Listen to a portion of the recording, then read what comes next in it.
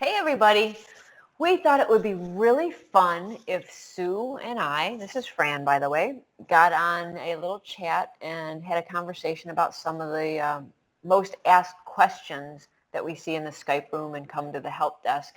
And Sue decides, what is right and what is wrong. So we will just, trying to jump in there, I hear. These are Sue's rules. You will abide by them, and there will be a test at the end. Right? So. I got my chisel out. We're going to put a few things in stone tonight. Yeah, but no, I mean, what we've kind of figured out is that people understand what they're doing as we're teaching things along the way, right? As Sue and the team are teaching things along the way, but then it kind of gets confusing when you start doing application and real world stuff comes in because there's a big picture kind of missing. So we thought we'd kind of take it from both angles, and maybe that will make it easier to grasp the concepts and apply them. Excellent. So we're going to scope way out and look at the flow that you go through to go from point 1 to point 4. Site structures, yeah. Blogs, content for blogs, and then citations in the Google 3-pack. I think that covers life, the universe, and everything. At least the universe that most people are living in right now. So, yeah. So why don't we start with the site structures, yeah? Yeah. Okay. So one of the biggest questions people have are really confused about, do I put my products first? What is this silo business? What's the best way to do it? Is there an absolute, what about if I want to sell to everyone on the planet? Do I put my locations first? What is the rule? All right. So the rule here is that there are multiple rules, but we can make it easy. You need to know what's most important. To who? To you. Is to it me chocolate? Or my market? Or is it chocolate? Right? Is it coffee? Yeah. Is it wine? So ice cream, puppies. Right? So here's the thing. If you're focused on a geolocation, so in other words, if you're doing multiple geolocations, and when somebody comes into that geolocation, you want to make them feel like that's the only area that you service, then you want that to be at the top of your structure. You either want that to be a subdomain or you want it to be a silo structure. And then everything within those pages that they're looking at, that's all within the same geolocation. If the product that or the product or the service that you're selling is the most important thing, like let's say you're only doing plumbing, but you offer plumbing services in many different areas, then plumbing is the thing that comes at the top of the silo. And in that particular case, you just have a page probably with all of the places that you service because it's one plumbing company. And if it's like a huge plumbing company that's a national level that's got outlets everywhere, service stations everywhere, then you could go more toward the geolocation again, because then the geolocation becomes more important than the plumbing thing. Does that make sense? Yeah, it makes perfect sense. You didn't say anything about competition or cost of ranking, so you don't even take those into consideration when you're talking structure? No, absolutely not. Because, so here's the thing, if you do a Google search on your keyword, and it's the kind of a thing that's going to have a map pack, even if it doesn't have a map pack right this minute, because map packs kind of come and go, but if it's the kind of thing that's going to tend to have a map pack, then what you're going to want to focus on is the geolocation, because you want to make sure that you pop for that geolocation. So even if you're nationally based, if your service is local, then you want to make sure your geo is the top thing that you're targeting and that you rank for all the geo areas. And there's a couple of different strategies that you can use for that. You can head more toward a semantic structure. If you go into our semantic course, we go into a lot of that about how you set up your pages to handle multiple locations, and how you actually set up the semantic markup to handle that. And if you've got, under certain conditions, that might be the way to go versus just trying to hit it from a strictly SEO perspective. But if you're thinking that if you're actually trying to decide your silo structure, and you're trying to decide between a geolocation, then usually the reason that I go with a geolocation is because I offer multiple services in each geolocation, like a directory of some sort. And in that case, I want geo to be the top of my silo. If my product, so let me back up for a second. So if I've got multiple products, let's say that I've got HVAC, and I've got plumbing, and I've got roof repair, and I offer all of those in one geolocation, then obviously my silos are going to be those 3 services that I offer, because I've only got one geolocation. But if I've got multiple geolocations, then I have a choice. I can choose to rank for HVAC and then have all of those locations under HVAC, or I can choose to rank for the location, like Mesa, and have all of those services under Mesa. And to me, when I think about it like that, it just makes more sense to hammer that Mesa concept.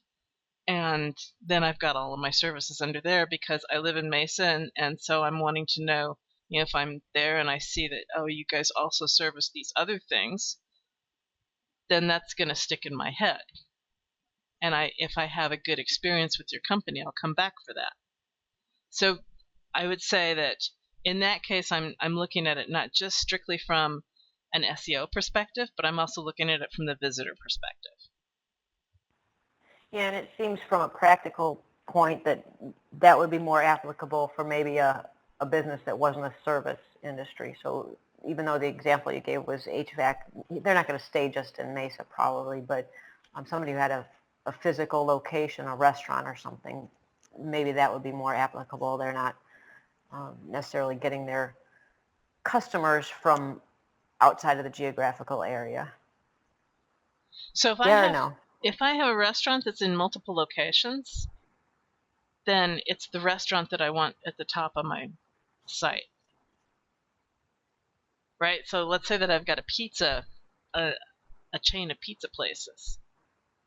My pizza name, that's going to be the top of my silo, right? My restaurant, my brand is going to be the top of my silo. And then I'm going to have all of my service locations underneath that. Okay. And each service location might have a slightly different menu, so then you've got the menus underneath those service locations. Okay. That sounds perfect. And then as far as additional training, we've got a video attached to this, and we can Yep. Folks can listen to this. It's a long, hour and a half webinar, but it was really packed with information, and Jimmy gave a lot of good information. And I don't know if he said exactly the same thing that you did, but again, everything is dependent on what's most important. Yeah, right? Absolutely. Jimmy's definitely going to come at it more from an SEO perspective, and I also tend to come at it half from an SEO perspective and half from a visitor's perspective. Okay. So he and I sometimes say different things, even though if you pin us down, we'll say exactly the same thing. But if there's, if he's thinking slightly differently and I'm thinking slightly a different way, then we could end up saying things that sound contradictory. And that's where you have to remember that it always depends on the circumstance. So maybe Jimmy's thinking of the situation a little bit differently, but if you guys were thinking of the same situation, you would be answering the same way. Yeah, so, absolutely. Okay. Good. All right. The blog basics. All right. My personal preference is blog.domain.com. There are many reasons for that. The 2 most prominent reasons, the most prominent reason, the one most prominent reason is because when you're using analytics, in particular if you're using Google Analytics, it's much easier to separate out because it's a different subdomain. And so Google will automatically put that traffic into two different sections within your Google Analytics. And yet it'll still show where traffic came from one site to the other site. If you put it under /blog, and you can't get a separate Google Analytics number for a subdirectory or for subfolder. You can only get it for a subdomain. So if you put it under /blog and you're quite happy to have all of your traffic smushed together, then go for it. But I like to be able to see the traffic to my money pages. Like, I like to be able to look at my money pages and see which traffic is going where, and then be able to drill into that consistently and see what the bounce rates are and what's going on with each page.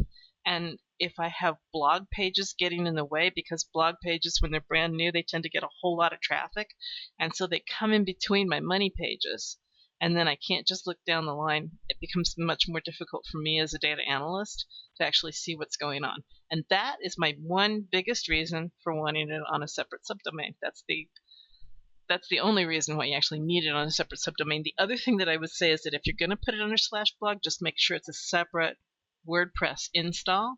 I have ever had, for example, networkempire.com had /blog as the news area. All of the blog role was on /blog and yada yada, but it was all part and parcel to one WordPress install. And so then you can't separate it out and have a separate theme or have separate plugins. And if you want your blog to be able to, spin around and turn upside down and do all this fancy stuff, then it slows your money pages down. And or if you want people to be able to actually post, like outsourcers and that type of thing, if you want to be able to give them access to be able to post on your news blog and do all of the curation and syndication and all the stuff that needs to happen on a news blog, if it's all combined, then they also have access to your money blog pages, which means it's more open and susceptible to having bad things happen, right? Somebody might install a plugin and then everything goes south and your money blog goes along with it. It's just like, that way lies pain. So at the very least, 2 separate WordPress installs, and then I'll be okay with that. But from an analyst perspective, I would rather have subdirectories. Okay, and this isn't even one of the options, but a completely separate site for your blog. Why and when would you do that? You would do that to monopolize more space on the SERPs page. So it would still be branded, and it would still, it wouldn't just be like with the same logo. It's going to have the same colors and obviously the same company as you move from one site to the other. But because it's a completely different domain, you will occupy an extra 2, 3, 4 positions on the home page for up to, right, for prime keywords. Hint, hint. Yeah, I was going to say, so you were talking about analytics and we've just moved into SEO. Yeah, well. And domination. And what is it that Network Empire does? Whips, chains, minions? Oh no, domination, yeah. Well, I meant with the blog on a separate site, but yeah, those two. Yeah, very good. Okay, and again, we've got some references here for you in a video that will probably completely contradict what Sue just said because of the perspective that she's coming from again. But yeah, it makes complete sense. Excellent. Content. This one is just so much fun. So what people get really confused about is what's the difference between the supporting articles in the silo and what those are supposed to be about and what's the stuff on the blog supposed to be about. It sounds like they should be the same stuff. Well, I can appreciate that, and that your blog is designed to support your money site, right? So I can appreciate, the idea of supporting kind of getting smushed around. But here's the thing, in my mind, your blog is about news, and your money site is about your products and services. So the supporting articles, let's say that you have, there's so many different ways you could do this.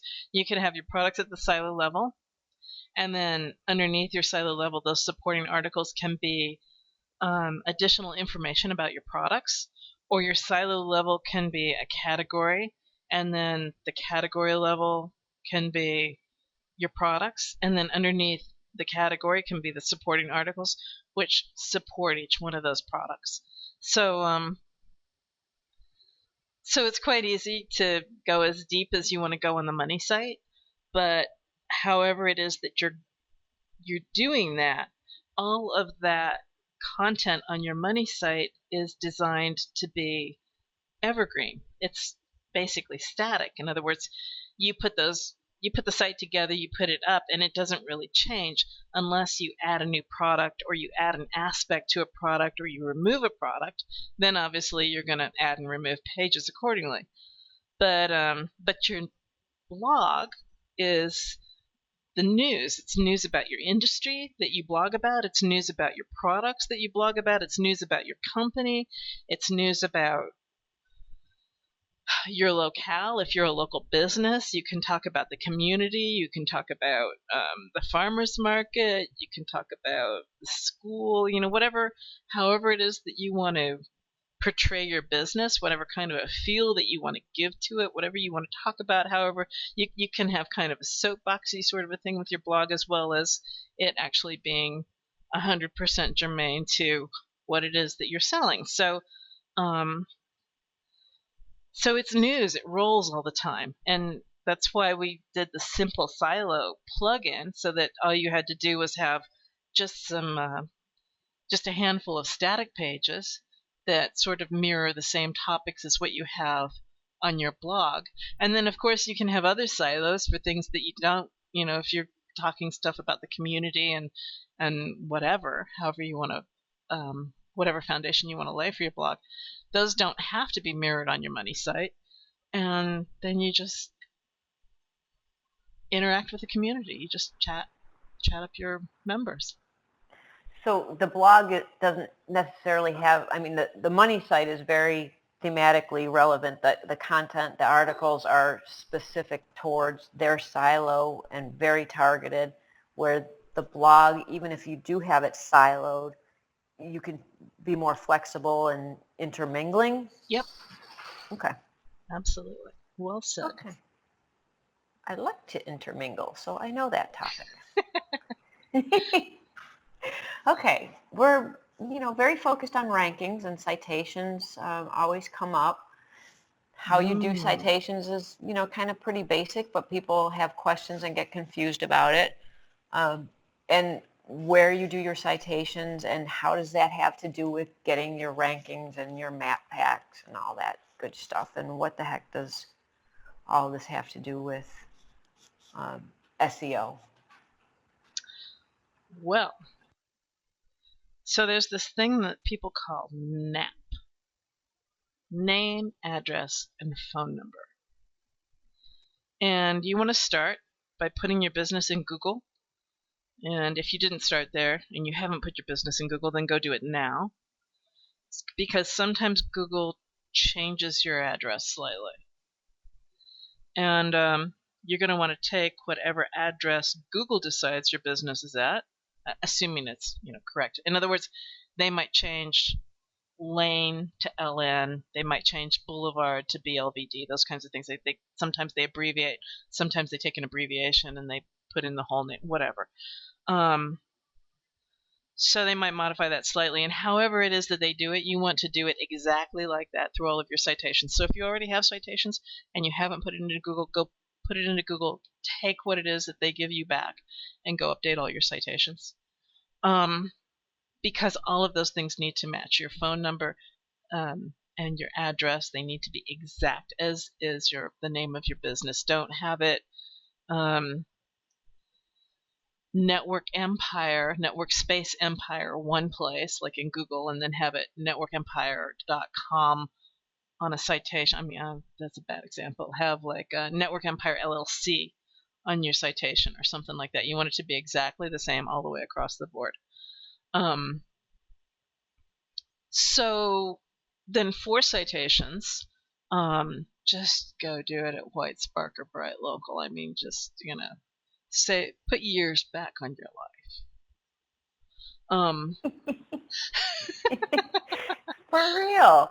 I mean, why would you do that stuff yourself? Right? And do Yext, because I think that's the only way that you can get into Yahoo these days. And so what are the most important sites to be on? Obviously, you want to be on Google. And, the most important, that depends on which country you're in. There's a different set of citations for each country, obviously. But if you just look at White Spark or Bright Local, I don't think that those guys do all the countries. I know they do US, Canada, and some other countries. But if you just take a look at their most popular ones and go with those, you'll be fine. You take like top 50 or something like that. How do citations impact the Google 3-pack? You're not going to get there without them. And then you want to get a couple of reviews. And, okay. And like, you don't have to go overboard with your reviews. You can just, a handful of reviews will do you fine. I don't think of DAS for local and rankings and citations. How does it apply? Well, okay, so you can get a little bit creative with your citations. We go into that in a couple of courses. I know we talk about it in things like MDM and MDM4 particularly. I think we talk about it in MDM3 as well. Yeah, we do. And then we also talk about it, we're going to talk about it in the new version of Local Leads, which is being developed right now. The first webinar for that is going to come out at the end of June. So it's not too late to get in there and get in on the skinny on that.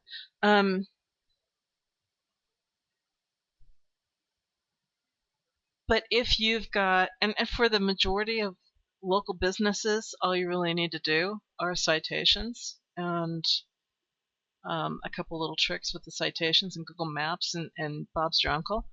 But if you've got one of the more competitive niches, which tends to be where the money is, then you might need to do a small DAO stack. Okay. Very good.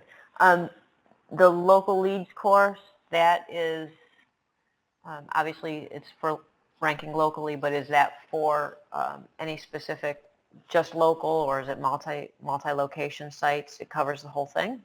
It's going to get into some really interesting topics. We're going to do everything from managing a telephone center, which is infinitely easier these days because it's all automated and trackable, and just some amazing stuff that Matt's been digging into and coming up with, to it's basically everything. Like from the time that you open your front door with a local business all the way through to having a pretty good sized local enterprise. We'll be coming out with a very specific syllabus in sometime next week. But Okay, so is this for business owners, or is it for agencies, or it can go marketers? either way. I mean, you can definitely take this course and use it for your own business, but you can also take it and learn how to take care of your clients that are local businesses. Wonderful. Yeah. All right. Are we done with the citations? Yep. Okay. I put up that link for folks to submit their questions. Excellent. So you guys, you know how you hear everybody getting their questions answered live on the weekly uncensored webinars, and maybe you didn't know how they got there, but Sue just mind melded their brains. But now we have do a form. that you can fill out, and it's less painful that What? way. There was never, no bunnies were harmed in the mind melding process. So, in the members area where you register for the uncensored webinars, it's right there on that registration page. So you just navigate to the members area and then the register for the members only webinars and special offers, and it's right there. And you can submit your questions and get specific about whatever issues are going on with your clients right now or with your own business, setting up your agency. And go ahead. Now, I will say the first Tuesday of every month, which I know this is going to be an evergreen video, but next Tuesday is going to be the first Tuesday of the month. We do the Bring Your Webinar. Goodness gracious, you think I wouldn't be able to talk. Bring Your Website webinar. So you can bring your problems, your homeless, your destitute websites, and we will review them. Jimmy will push them through all kinds of calisthenics and tell you where their weaknesses are, and we will Kevin takes them apart semantically and puts them back together again, and we take a look at conversion factors and colors and aesthetics and navigation and all of that kind of stuff, and we give you ideas about things that you can go do to make your site better on all different kinds of levels. So that's next Tuesday. And after that, I mean, we can take a few questions around the edges, but after that, we will resume our Bring Your Question format. Yeah, and those Bring Your Websites are the information that you get. You can take that to your client and sound like you have a massive team behind you with the information that you get from your little review that takes, what, half an hour? Yeah, it takes about a half an hour. So be brave. A massive team. Yeah, well, it is a massive team giving you information. So you look like a giant agency with all the information that you come back with. And then once you land the client, then you take the course and figure out how to deliver. Yeah. Always say yes, right? I can do that. I can sell that, of course. Look at my massive team. Exactly. All right, so if you guys like this and you want to start giving us some ideas about things that you want us to talk about and cover, we are kind of excited about doing these little quickies. Oh, you were talking about the questions for the videos, weren't you? Yeah, I was, but... And I jumped in there with the whole webinar. See, I'm so sorry. No, that's okay, because it was easy to get confused because I did put it in that same area where the webinar replays are, but they are the uncensored webinars where you're going to answer the questions, but we're going to do these as well. So. Excellent. Also, now they're going to get their questions answered twice a week. But we're not going to answer the same questions twice, so... Well, that's good. That would be redundant. Yeah. Nobody likes that. Nobody likes that. Oh, all right.